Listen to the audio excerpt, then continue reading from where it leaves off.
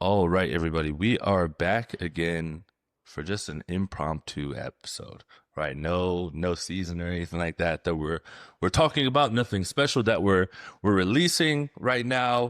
I am currently working on season number 5 of the Coaches Compass. It's crazy to think that it's been already a year and some change of recording the Coach's Compass, Life After Ball, and everything else that has come along the way of it.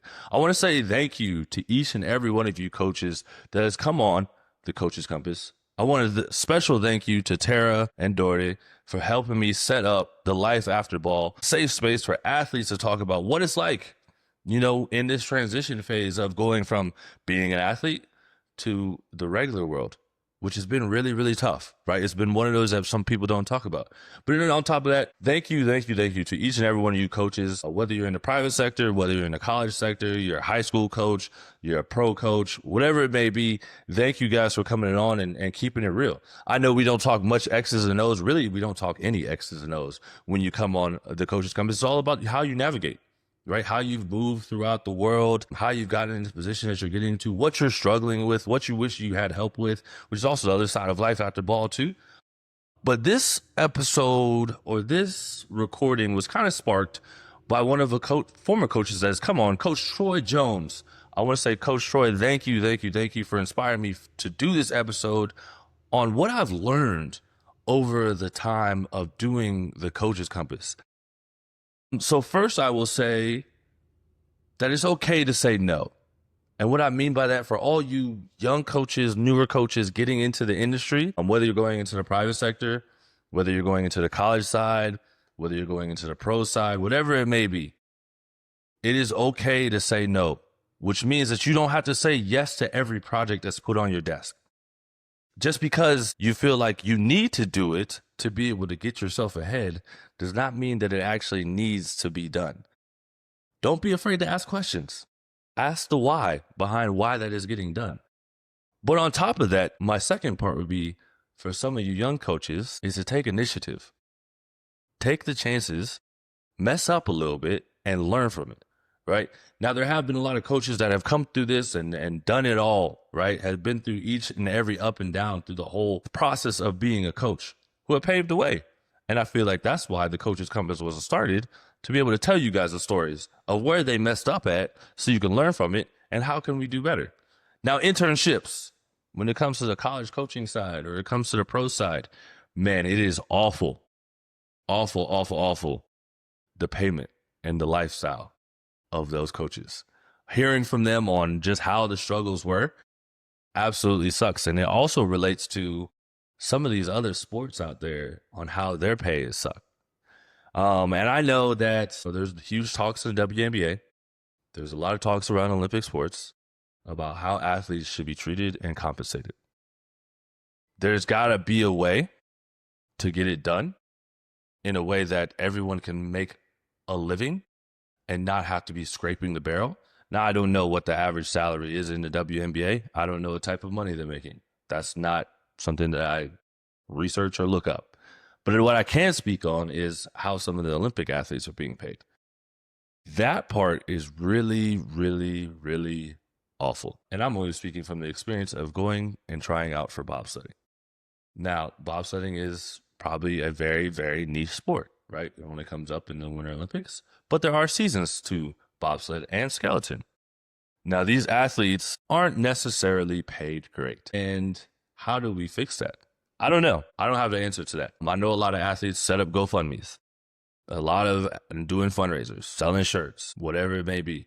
There's also athletes out there that are joining the military to make a living. And is that really the way athletes should be going about it? Like, you got to think about how many hours they have to put into just their training alone, the supplements or anything they need to help with recovery, their equipment, places to go train. Like, none of that stuff is free. All of that stuff comes out of the athlete's pocket. And then you got to think about traveling for season and out of season, right? Getting their equipment from place to place, because in bobsledding, the pilot pays for getting the bobsled to where it needs to get to, right? Then you got to think about housing wherever you guys are going. So there's a lot of things that aren't paid for that should probably be covered for these athletes, especially when they're competing for their country. And we're not just talking about they're going out and competing for a club sport. They're not just going out there and doing something that mom and pop signed up for. No, we're talking about competing for Team USA, competing for Team Canada, competing for Team Mexico, whatever it may be. There are a lot of Olympic athletes out there, even if you look at the track side of things, that aren't getting paid well and having to work second or third jobs on top of having to go out there and train and go out there and perform at the highest level. Now, I know there are people also in the world that are struggling, but I think when it comes down to it, we all got to figure out a way to make this thing work. And that's the hardest part to kind of figure out and how to ask. So that's just another part of the rant of this thing. But what I also wanted to come on and say about this whole thing is just learning from a lot of different coaches where the struggles are and how can we come together in a space that isn't governed by anything. Just to be flat out honest, right? Like, so if you're a doctor, right, obviously you have to take boards. If you're a lawyer, right, you have to go ahead and pass certain lawyer stuff. I forgot what it's called. But to be able to become a lawyer, you have to continue on your practices and all that stuff. In the strength conditioning coaching world, anybody can go out there and say they're a strength conditioning coach. Anyone can go out there and say they're a speed coach. Anyone can go out there and say they're a personal trainer, because you can get a certification from anywhere. Now, there are certain ones that are more credible than others, but once you get it, all you have to do is take CEUs to keep it, right? There is no governing body that's telling them that this is the practice that you should follow. And do I agree that it should be that way? Slightly, right? Like, I think it's great that all coaches have autonomy to kind of work in the ways they want to work. But I do think that there's got to be a way for us to all come together and be able to bounce ideas off each other and also hold each other accountable to how training should be done for the athletes and for your clients. Because at the end of the day, we all started this not as a way to get rich, even though there is a very lucrative side to personal training and training athletes all across the board. But at the end of the day, we all started this because we wanted to help others become better and reach their highest heights that we weren't able to reach because we don't feel like we had the proper guidance or coaching. So how do we do that? Now, this idea was brought to me by Coach Troy Jones, and it was a once a year, maybe twice a year conference for coaches to just meet up and network, meet up and be able to talk about the struggles that they're going through, meet up and bounce ideas off each other in a way that is not just people trying to sell them stuff or people trying to sell programs or people always having to talk about how to use a force plate, how to use the lasers. No, more focused on talking about what does the industry actually need? What do the coaches need help with to be able to help their athletes get better, right? Because that's another part that's not really being talked about or being helped for you coaches.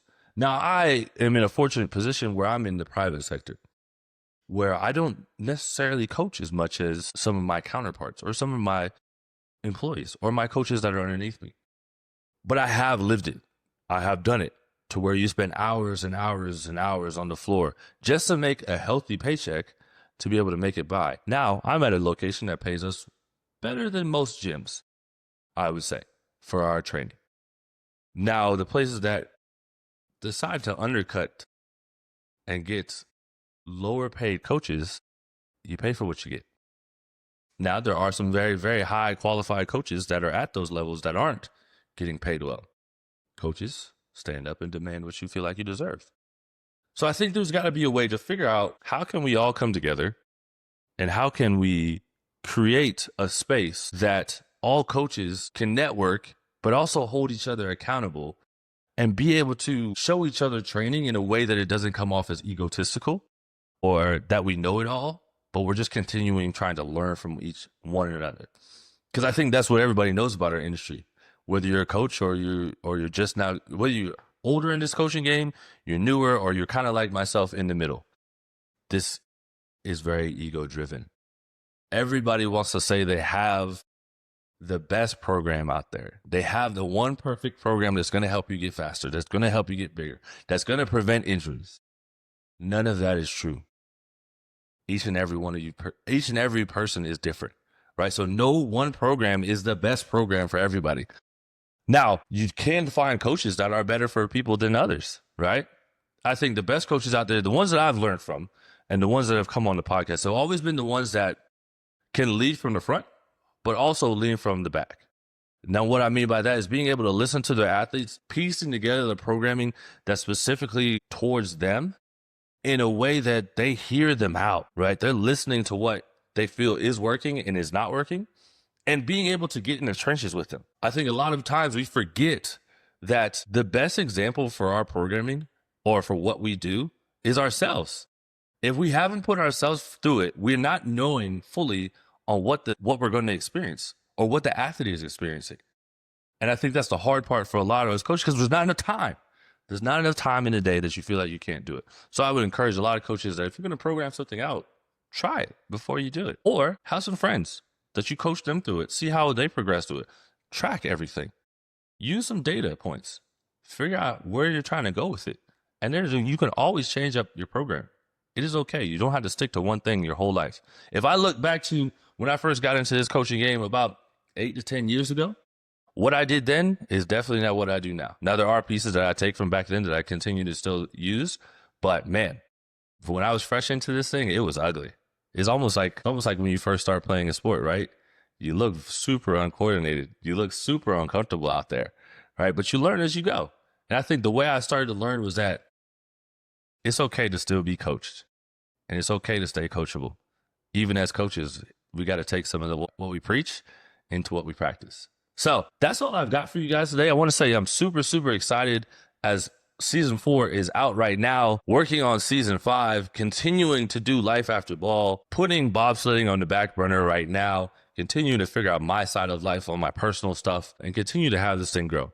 Continue to bring on cool guests from all across the world and figure out a way for us all to come together and get this thing rolled out. So look forward to potential strength and conditioning coach meetup conference that is just going to be about us networking, about how we've gotten to where we've gotten to, and how can we continue to have this thing grow and have a governing body that holds coaches accountable to the right practices and being able to bounce ideas off each other without feeling like it's coming from a negative place. So have a great day, and I can't wait to continue to drop more and more episodes.